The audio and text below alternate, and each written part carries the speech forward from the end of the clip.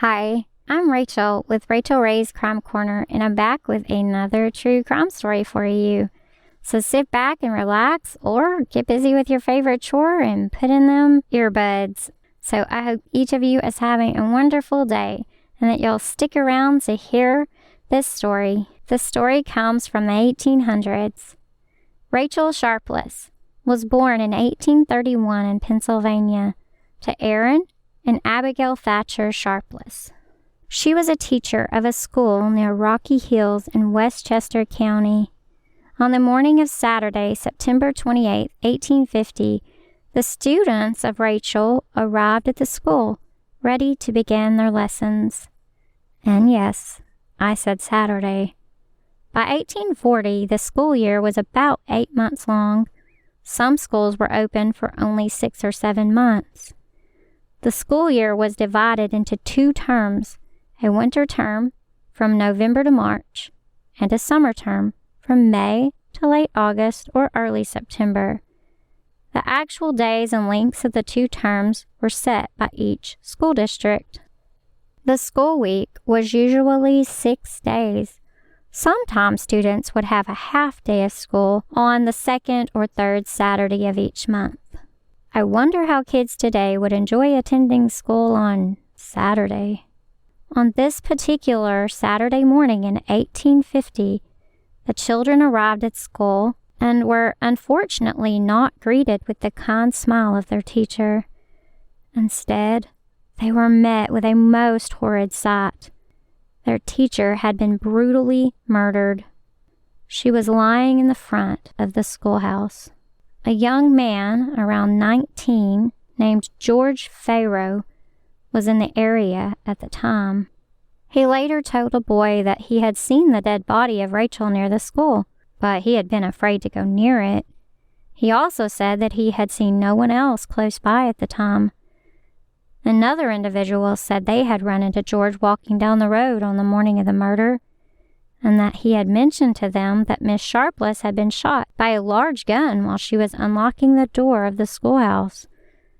The problem with his story was that her body had not been discovered by anyone yet. Later, while talking to someone else, he said he would be a fool to own and be hanged for the murder of Rachel.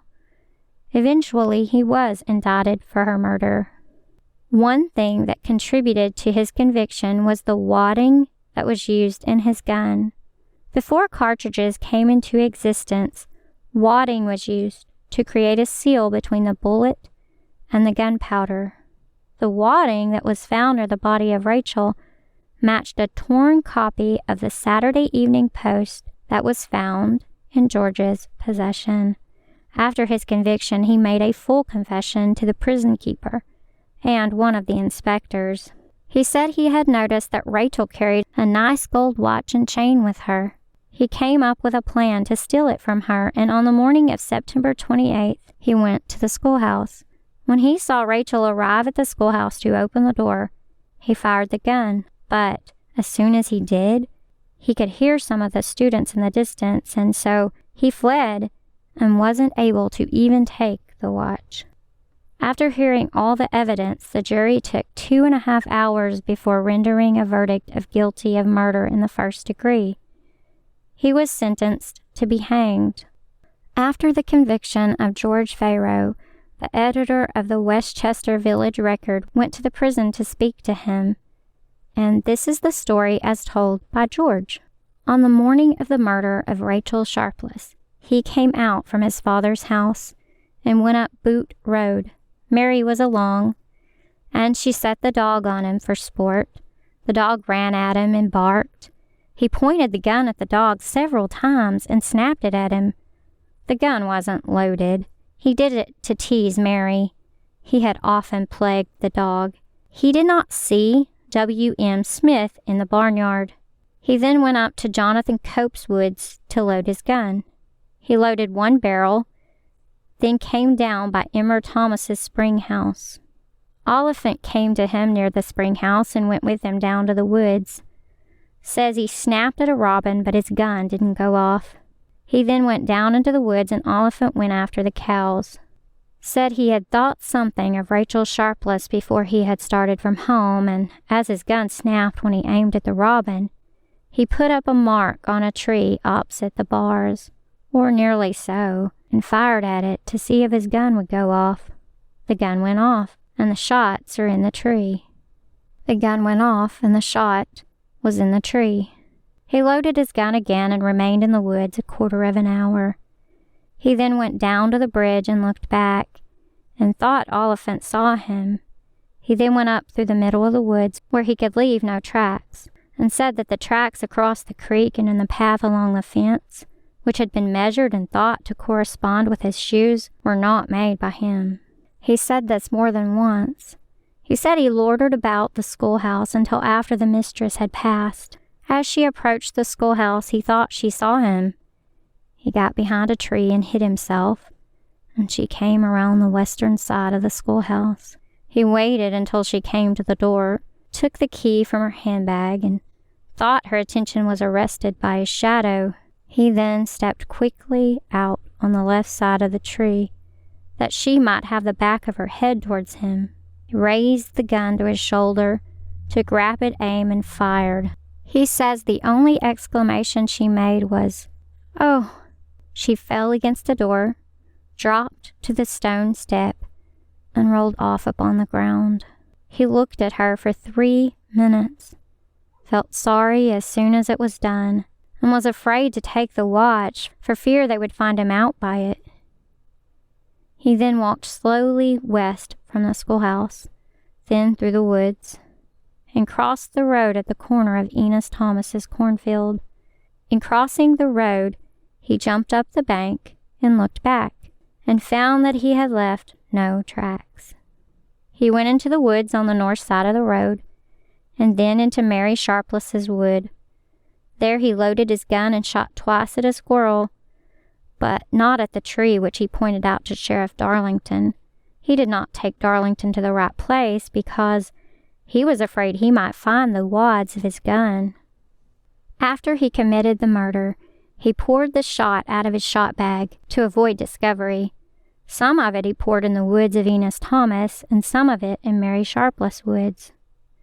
He said it puzzled him that witnesses had reported hearing only one sound of gunfire that day. He said he had nothing against Rachel. She had never done him any harm. He never even wanted to pay attention to her. He said he wanted a watch, but never thought of shooting anybody else to get one. He didn't even know her watch was gold. He had been to the schoolhouse several times. He was then asked how long he had harbored the idea of shooting her. He said he had been meditating it during the week. He went to the schoolhouse once before to shoot her, but he had decided not to do it. He said he never had it in his head to shoot anybody before.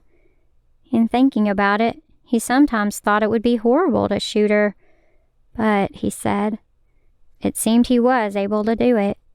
As soon as it was done, he said he was sorry for it. He said Mr. Lewis, one of his counsel, was the first person he ever confessed the murder to, and that was the day after his conviction.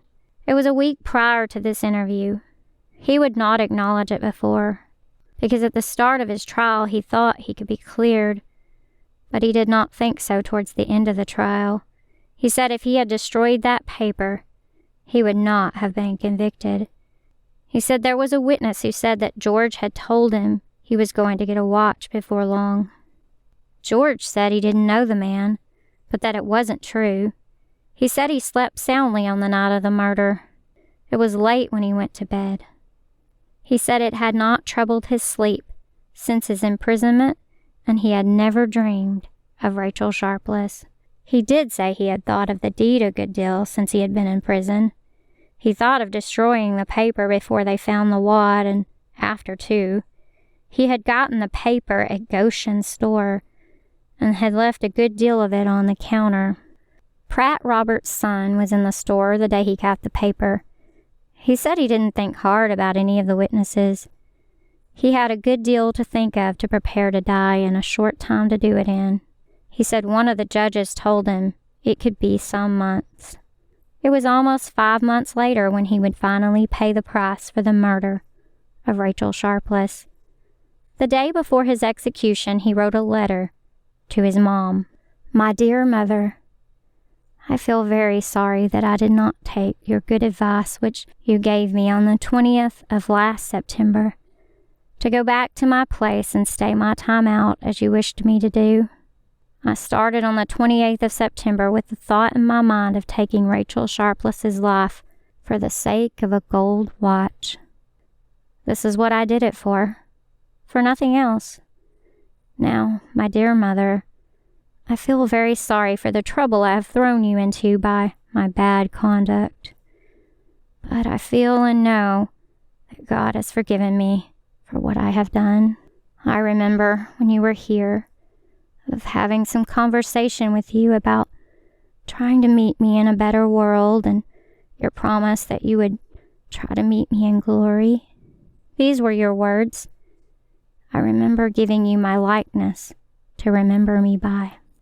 When you were done with it, you were to give it to Sister Elizabeth. Then I gave you a tract, The Dairyman's Daughter, for yourself. Another for Elizabeth, The History of Little Jane. Another for Sister Rebecca, The History of the Lost Son. Then I gave my brother John one, a dialogue on the 10 Commandments. And I gave my father one, the title of which I now forget. One tract for each, and I hope you will read them and try to lead a better life through the world than you did when I was with you. My dear mother, I feel very thankful to you for your kindness to me since I've been in prison. Many a tear have I shed thinking I should never see home again, but was soon to be launched into eternity. My dear mother, on the 24th of this month, that is, on last Sunday, my brother John came to me early in the morning for the last time that I expected to see him in this world, and I had some conversation with him about Aaron Sharpless, that he had come to see me the day before. He came in, and I spoke to him about the murder. He asked me what I did it for. I told him my motive was to get the watch. He said, "Thee could have got the watch without acting as thee did." I then asked him for his forgiveness. He said it was a hard thing to get over, but after studying a minute or two, he said, "I will forgive thee."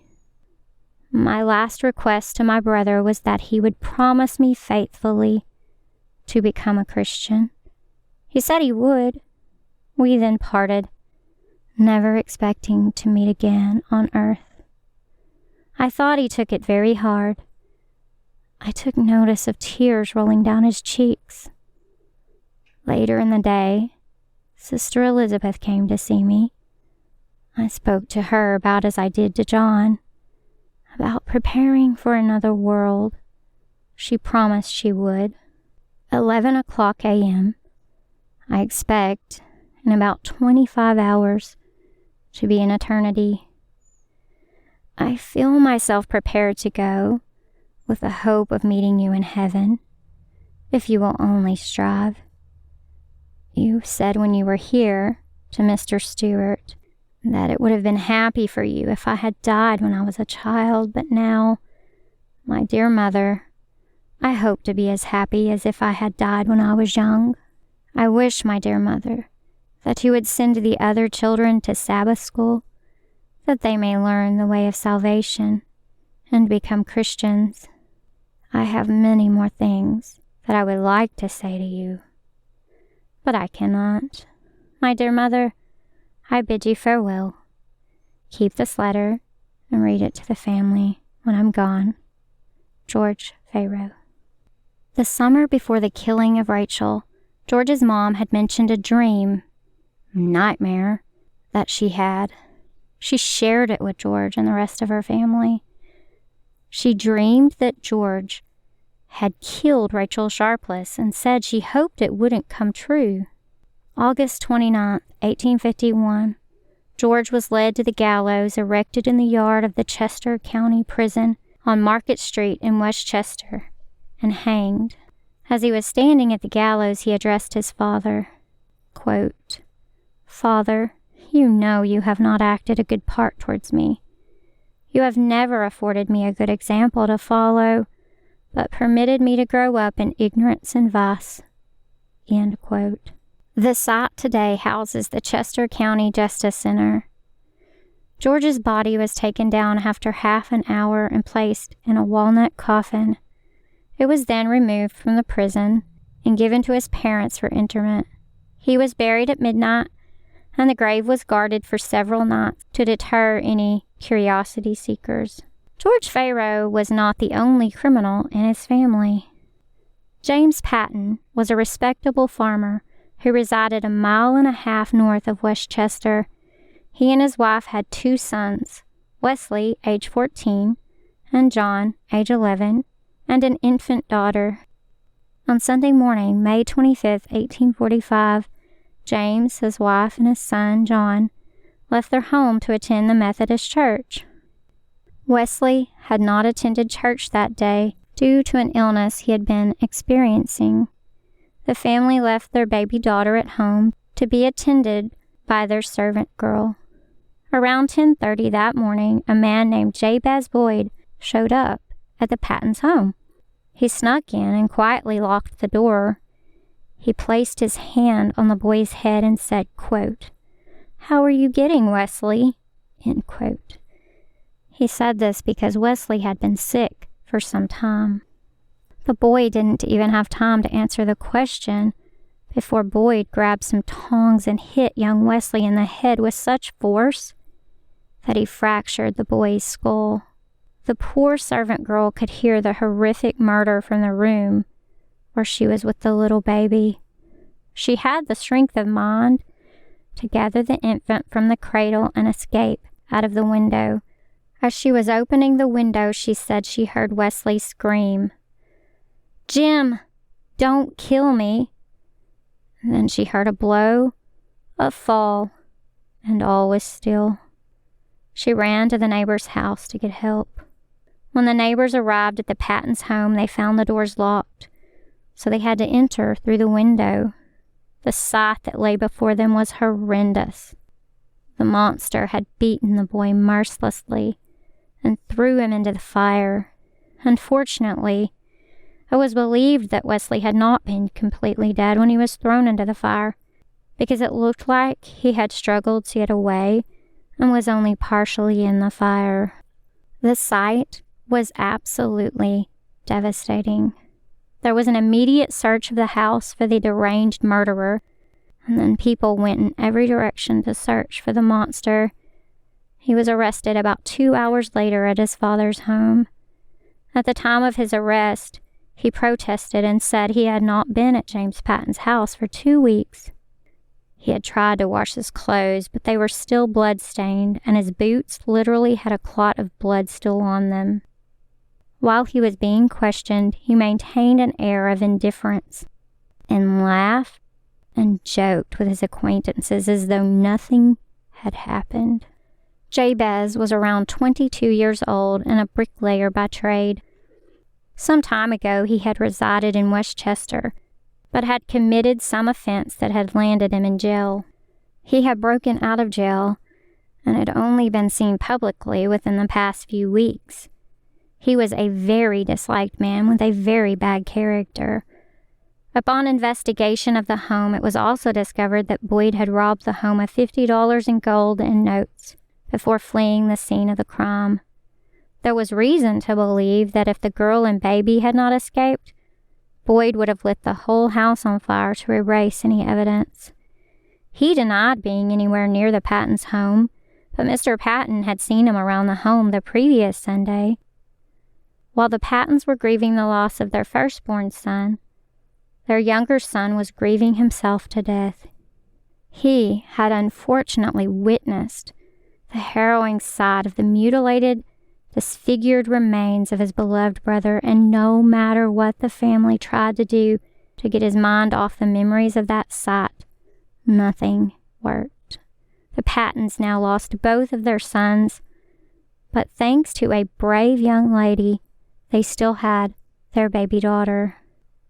A man by the name of George Peace had been Boyd's inspiration so to speak.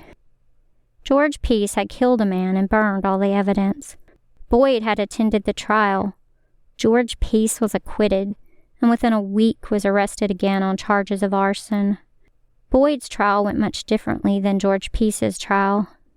His trial was short, and once all the evidence was heard, the jury deliberated for a whole 12 minutes before rendering a verdict: guilty of murder in the first degree. 23-year-old Jabez Boyd expressed that he had asked forgiveness for his sins and was ready to be executed for the murder of Wesley Patton.